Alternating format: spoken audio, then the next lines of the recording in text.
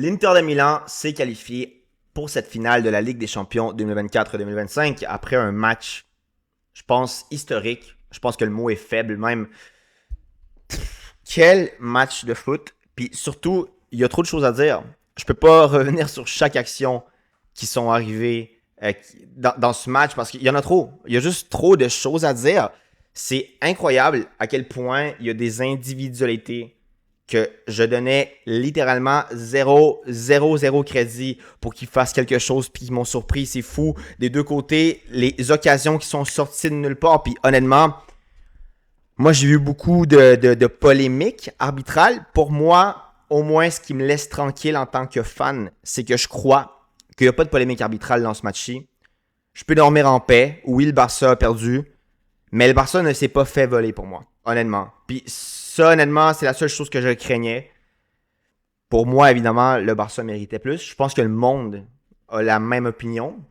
Mais en tant que tel, au moins, l'Inter a marqué des buts sortis de nulle part, des buts qui ont réellement, je pense, jamais... Genre, Acerbi, le 3-3, je pense qu'il a jamais marqué de sa vie. Hein. Je pense que l'Inter a eu la plus grande chance qu'ils auraient pu avoir, a eu la meilleure journée qu'ils auraient pu avoir. Puis honnêtement, le Barça, je pense, la pire journée en termes de chance. Puis on va faire attention parce qu'il n'y a pas non plus le facteur chance seulement qui a influé dans ce match. Parce que oui, on peut parler des nombreuses occasions où le Barça est passé à ça, de se faire siffler un penalty, puis la faute était à 1 mm en dehors de la surface, ou du poteau de Lamine Yamal qui aurait valu le 4-2, ou bien de toutes les occasions qui ont été très proches de rentrer, puis Sommer a sorti des merveilles, ou Lewandowski n'a pas réussi à cadrer. Mais moi, mesdames et messieurs, la première chose à refléter, c'est que le Barça a des choses à s'approcher défensivement, beaucoup de trucs à apprendre. Puis moi, je peux pas être fâché, je peux pas être dévasté. Je vais l'être éventuellement, mais là, c'est les premières réactions qui sortent de moi après le match. Puis vraiment, la sensation que j'ai, c'est le destin voulait pas que le Barça aille en finale. Puis moi, je me dis, l'avenir fait bien les choses. Moi, à chaque fois que j'ai fait confiance à l'avenir, au destin, il y a eu des trucs magnifiques qui me sont arrivés. Puis j'ai patienté 10 ans pour voir le Barça arriver dans un contexte comme ça. Je suis capable de patienter encore. Puis vraiment, la phrase pour moi, c'est le destin ne voulait pas que le Barça se qualifie. Est-ce que tu peux faire plus? Je pense que non. Offensivement, au moins non. Plus défensivement, oui. Il y a des trucs vraiment à reprocher. Puis là, c'est pas le moment de sortir oh non, mais Inigo aurait jamais dû se prendre la jaune ou oh non, Araujo, nanana, criminel. Là, le moment, c'est de tout simplement dire merci à la vie. De un, de nous avoir fait vivre ce match. Et de deux, d'avoir l'équipe que le Barça a. Moi, je l'ai dit, je le répète et je le dis fermement, cette équipe va accomplir des belles choses. Ils ont déjà accompli des choses qui semblaient impossibles en début de saison.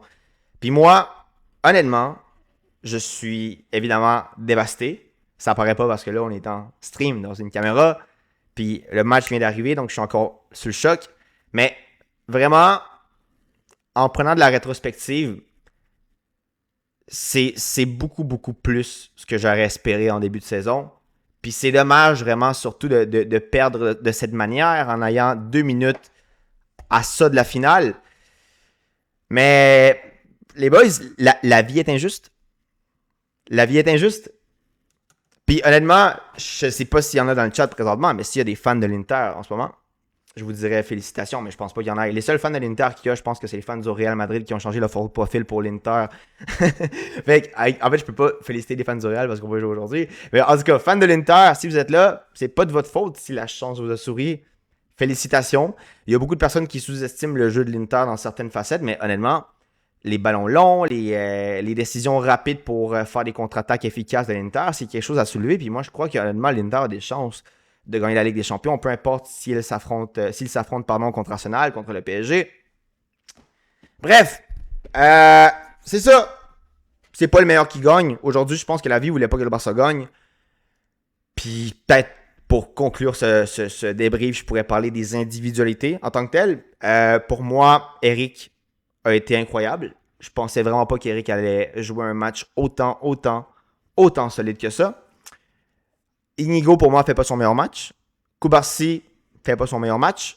Gerald Martin fait un match, je pense, qui peut se caractériser comme étant son meilleur match de la saison.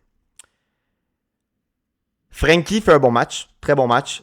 Pedri, d'ailleurs, j'ai pas compris pourquoi ils ont changé Pedri, parce que oui, Pedri est physiquement est assez faible, puis en tant que tel, dans la première partie de cette prolongation, on le voyait pas nécessairement courir autant qu'avant, mais même à ça, je crois que changer Pedri, ça a été se tirer sur le pied.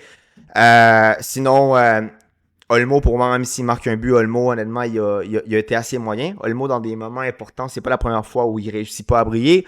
Puis pour l'attaque, honnêtement, Lamine Yamal, pour moi, c'est le meilleur joueur du Barça aujourd'hui. Il marque pas, il fait un poteau, il passe à ça de marquer. Puis aussi, la dernière chance de Lamine pour le potentiel, ça aurait été un 4-3 pour le Barça. Honnêtement, tu peux pas lui reprocher. Oui, c'est quelque chose que Lamine va regarder dans son passé, mais tu peux pas lui reprocher, honnêtement. Ferran fait un bon match pour moi. Rafi fait pas un bon match, mais il marque un but. Puis Rafi, c'est fou de dire qu'il va peut-être finir la Ligue des Champions en étant le meilleur marqueur alors qu'il va jouer des matchs de moins comparé aux autres candidats qui sont dans la course pour devenir les meilleurs marqueurs de la LDC. Chesney, pour moi, fait un mauvais match. Honnêtement, Chesney... Aussi, le Barça, il faut qu'il se trouve un gardien. Aussi honnêtement, tu sais, oui, tu peux dire que c'est de la malchance et tout, mais honnêtement, les 4 buts sont malheureux, mais en même temps, j'essaie de penser au but. Le 1-0, est-ce que tu peux faire quelque chose? Le 1-0, c'est une erreur de la défense, Chesney ne peut rien faire.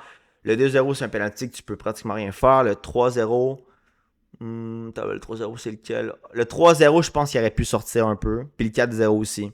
Mais bon, bref. Encore une fois, moi, je pense que c'est pas le moment pour dire « Ah, lui, c'est le coupable » ou « Lui, c'est le coupable ». Moi, je vais dire qu'en tant que fan du Barça, évidemment, comme je vous dis, on va laisser les émotions escaler quand le moment sera venu.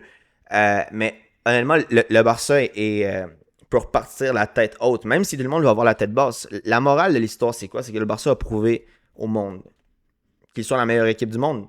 Puis attention, la saison n'est pas finie. Il reste encore beaucoup de choses beaucoup de matchs à aller chercher. Un dernier titre à aller chercher. Puis une Liga, une Coupe du Roi, une Super Coupe, ça reste une bonne saison. Puis encore une fois, je répète, pour les fans qui sont détruits, je comprends. Puis j'essaie en ce moment d'être une voix d'espoir plus qu'une voix qui dit ce qu'elle pense réellement. Je vous rappelle que ce Barça-là, personne ne pensait qu'ils allaient faire ce qu'ils ont fait. Moi, comme je dis, difficilement le Barça aurait pu mieux faire. Pour moi, il n'y a pas eu de vol arbitral aujourd'hui. Même s'il y a eu des occasions qui sont polémiques / malchanceuses, il n'y en a pas eu pour moi. Puis par ces deux raisons, moi, je peux partir la tête haute, puis je peux dormir tranquille. En fait, je vais mal dormir ce soir. On va tous mal dormir ce soir. Mais en tant que tel, si l'Inter avait été favorisé ou si, on va dire, le Barça avait joué un mauvais match, j'aurais dit, mon Dieu, tu peux pas ne pas jouer à 100% durant ce match-là. Mais honnêtement, moi, j'ai rien à dire. Puis je sais qu'il y en a plusieurs qui vont pointer du doigt Araujo comme fautif, hein, parce que moi aussi, je pense que ce serait le principal fautif si j'avais à lui pointer du doigt. Mais tu sais, avec cette logique-là, on pourrait dire non, mais Inigo, il aurait pas dû avoir un jaune, blablabla. Tu sais, honnêtement, c'est pas le moment, les boys. Puis en général, c'est pas un problème de Araujo, c'est un problème de la défense. C'est aussi un problème des blessures. Koundé a pas été là. Hector Fort a dû jouer. Hector Fort, d'ailleurs, une entrée pas très bonne pour moi. Mais non, les boys, moi, je suis fier. Moi, je suis fier du Barça. Puis même s'il n'y a personne qui va être capable de m'envoyer une réponse, je vais lancer à l'univers. Puis je vais dire le mot merci. Parce que réellement, en tant que fan de foot, j'aurais pu demander mieux cette saison. Mais je m'attendais vraiment pas que le Barça fasse ce qu'ils ont fait. Puis encore une fois, les boys, les fans du Barça ont attendu 10 ans pour ça. Pour que le Barça passe à ça. D'arriver dans une finale. En fait, 6 ans, on va le dire comme ça. Puis contrairement au 4-0 de Liverpool, cette fois-ci, le Barça est parti en montrant au monde qu'ils sont la meilleure équipe du monde. S'il y a des gens qui me disent, encore une fois, c'est débattable, hein, chacun son opinion, mais s'il y a des gens qui me disent que l'Inter est une meilleure équipe que le Barça, honnêtement, une équipe plus efficace, achetable. Il mérite de gagner, achetable. Mais honnêtement, moi, j'ai beaucoup d'espoir pour ce qui vient, pour cette génération dorée du Barça. Puis en tant que tel, comme je dis, on a attendu tellement longtemps. 6 ans, 10 ans. Il y en a même que quand ils ont commencé à supporter le Barça, et je m'inclus là-dedans, quand le Barça a gagné la Ligue des Champions 2015, on n'a pas réalisé l'ampleur de la victoire. Puis maintenant qu'on est plus vieux, qu'on réalise un peu plus les émotions qui sont liées au foot, moi je vous dis que quand le Barça va gagner la Ligue des Champions, ça va être une célébration magnifique. Qu'est-ce qui se fait attendre se fait toujours mieux apprécier quand on l'a finalement. Puis on a attendu beaucoup d'années. On est en train d'attendre encore, puis on va patienter jusqu'à temps que le Barça le fasse. C'est tout ce que j'ai à dire. Je vais peut-être sortir durant la semaine d'autres opinions / débriefs par rapport à ce match, mais ça, c'est les premières sensations que j'ai. Évidemment, dès que la caméra va s'éteindre, je vais agir d'une façon différente, hein? Mais j'essaie vraiment de parler en tant qu'analyste, puis pas autant en tant que, on va dire, fan. Puis vraiment en tant qu'analyste, je crois que l'analyse que j'ai donnée, c'est une analyse totalement rationnelle. Merci pour tout, FC Barcelone.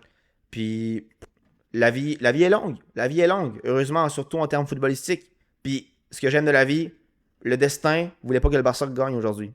Il doit y avoir une raison. Puis habituellement, le destin offre beaucoup de scénarios de vengeance pour le Barça. Puis moi, je crois que ce même scénario va arriver. Merci pour tous. Pour tout, pardon. Un gros shout-out à tous ceux qui ont été là. On se voit demain pour un prochain stream. Si c'est pas demain, ça va être une prochaine fois. À plus.